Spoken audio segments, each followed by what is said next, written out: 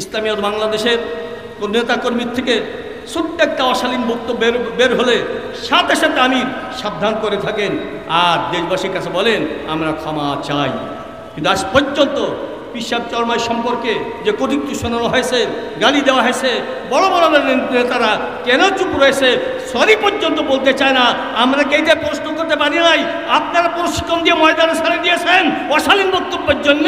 এর জন্যে এর খেসারাত কিন্তু আমাদের বুঝে পেতেই হবে।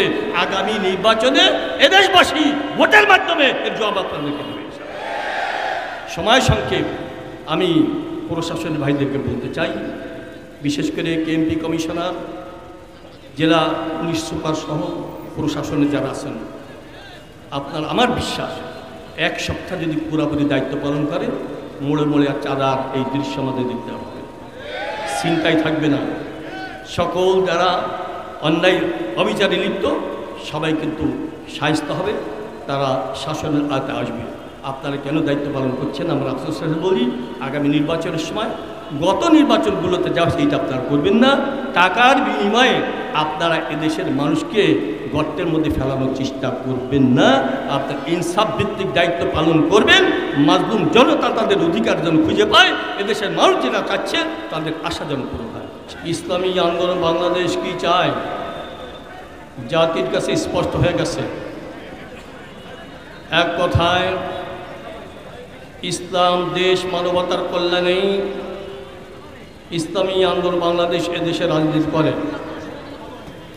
ইসলামী আন্দোলন বাংলাদেশ মজলুম জনতার মুখপাত্র। ইসলামী আন্দোলন বাংলাদেশ নির্যাতিত জনগোষ্ঠীর মুখপাত্র। ইসলামী আন্দোলন বাংলাদেশ অধিকার বঞ্চিত মানুষের মুখপাত্র। এ কারণেই ইসলামী আন্দোলন বাংলাদেশ যখন দেখে মানুষ নির্যাতিত হচ্ছে সাথে সাথে প্রতিবাদ করতে ময়দানে নেমে আসে।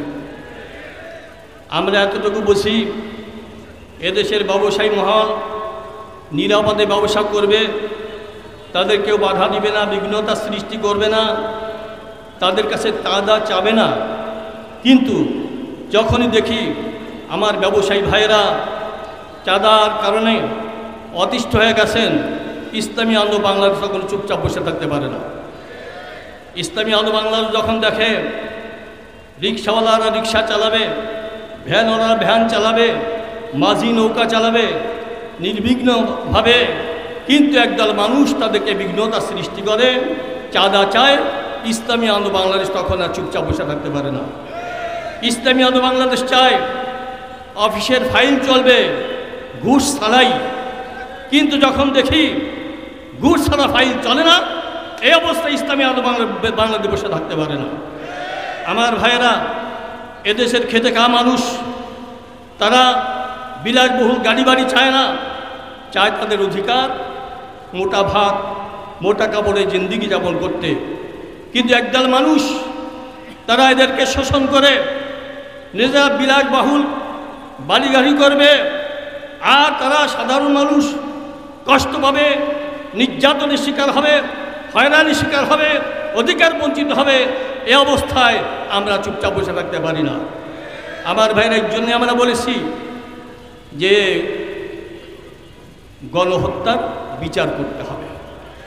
আজকে যদি গণহত্যার বিচার হতো এই অরাজকতা আমরা দেখতে হতো না। কেন বিচার হচ্ছে না জানি না। আমরা চাই এমন একটা রাষ্ট্র কায়েম হোক, এমন একটা সমাজ ব্যবস্থা কায়েম হোক যেখানে খুনি সাহস পাবে না খুন করতে। এই গণহত্যার বিচার যদি না হয় আবারও অনেক পায়ের খোল খালি হতে পারে। এই দৃশ্য আমরা দেশবাসী দেখতে চাই না। আমরা চেয়েছিলাম মৌলিক সংস্কার। মৌলিক সংস্কার না হলে কি আপনারা দেখেছেন আজকে প্রত্যেকটা রন্ধ্রে রন্ধ্রে যেভাবে অন্যায়, জুলুম, অত্যাচার, চাঁদাবাজি, খুন খারাপি, রাহাজানি যেভাবে চলছে, যদি সত্যিকারের সংস্কার হতো, বিশেষ করে পুলিশ, বিচার বিভাগ, প্রশাসন সংস্কারের আওতায় না হতো, এই অবস্থা দেখতে হতো না। এর জন্য আমরা সংস্কারের কথা বলেছি। আর কি বলেছি, সুষ্ঠু একটা নির্বাচন দিতে হবে পিআর পদ্ধতিতে। কী হবে তাহলে? কালো টাকা সরাসরি থাকবে না, পেশি শক্তির প্রভাব থাকবে না। কিন্তু এই বিষয় মানতে কেন একদল আপত্তি করে আমাদের বুঝে আসে না। মানুষ চাচ্ছে একটা বিকল্প ব্যবস্থা, বিকল্প অবস্থা যে সিস্টেমে নির্বাচন চলছিল, এই নির্বাচনের মাধ্যমে স্বৈরাচার তৈরি হয়, তাহলে এক নায়কতন্ত্র কায়েমের মাধ্যমে দেশের মানুষকে তিলে তিলে তারা নিষ্পেষিত করে। এই অবস্থা আমরা দেখতে চাই না। এর জন্য এমন একটা নির্বাচন সিস্টেম বলেছি, পিআর সিস্টেম, যাতে করে প্রত্যেকটা দলের সদস্য সংসদে যেতে পারে, সুন্দর একটা জাতীয় সরকারের রূপ নিতে পারে, এদেশের মানুষ শান্তির মুখ দেখতে পারে। আমার ভাইরা, আনুষঙ্গিক দু একটা কথা বলে শেষ করতে চাই।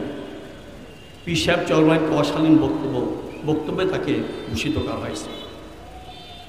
যে ব্যক্তির মেহনতের উসিলায় হাজার হাজার মানুষ চোর ডাকাত মস্তান সন্ত্রাসী চাঁদাবাজ ইসলামের সাথে সজ্জিত হলো, তাদেরকে যদি সেই পীর সাহেবকে যদি ভণ্ড বলা হয়, এদেশের মানুষকে মেনে নিতে পারবে এটা?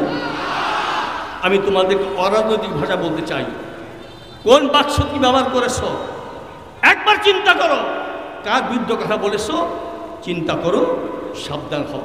আমি আফসোসের সাথে বলতে চাই, দেখছেন ইসলামিয়ত বাংলাদেশের নেতাকর্মীর থেকে ছোট্ট একটা অশালীন বক্তব্য বের হলে সাথে সাথে আমি সাবধান করে থাকেন আর দেশবাসীর কাছে বলেন আমরা ক্ষমা চাই। কিন্তু আজ পর্যন্ত পীর সাহেব চরমাই সম্পর্কে যে কটূক্তি শোনানো হয়েছে, গালি দেওয়া হয়েছে, বড় বড় নেতারা কেন চুপ রয়েছে, সরি পর্যন্ত বলতে চায় না। আমরা কে যে প্রশ্ন করতে পারি নাই, আপনারা প্রশিক্ষণ দিয়ে ময়দানে ছেড়ে দিয়েছেন অশালীন বক্তব্যের জন্য। এর জন্যে এর খেসারাত কিন্তু আমাদের বিজেপি পেতেই হবে। আগামী নির্বাচনে এদেশবাসী ভোটের মাধ্যমে এর জবাব আপনাদেরকে দেবে। সময় সংক্ষেপ, আমি প্রশাসনের ভাইদেরকে বলতে চাই, বিশেষ করে কেএমপি কমিশনার, জেলা পুলিশ সুপার সহ প্রশাসনে যারা আছেন, আপনার আমার বিশ্বাস এক সপ্তাহ যদি পুরোপুরি দায়িত্ব পালন করেন, মোড়ে মোড়ে আর চাঁদার এই দৃশ্য আমাদের দেখতে হবে, চিন্তাই থাকবে না। সকল যারা অন্যায় অবিচারে লিপ্ত সবাই কিন্তু শায়েস্তা হবে, তারা শাসনের আওতায় আসবে।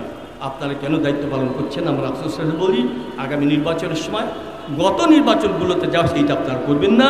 টাকার বিনিময়ে আপনারা এদেশের মানুষকে গর্তের মধ্যে ফেলানোর চেষ্টা করবেন না। আপনার ইনসাফ ভিত্তিক দায়িত্ব পালন করবেন, মাজলুম জনতা তাদের অধিকার যেন খুঁজে পায়, এদেশের মানুষ যেটা চাচ্ছে তাদের আশা যেন পূরণ হয়। শেষ কথাটা বলছে, শেষ কথা, ধনুক থেকে তীর চলে গেলে ধনুক কিন্তু আর ফিরে আসে না।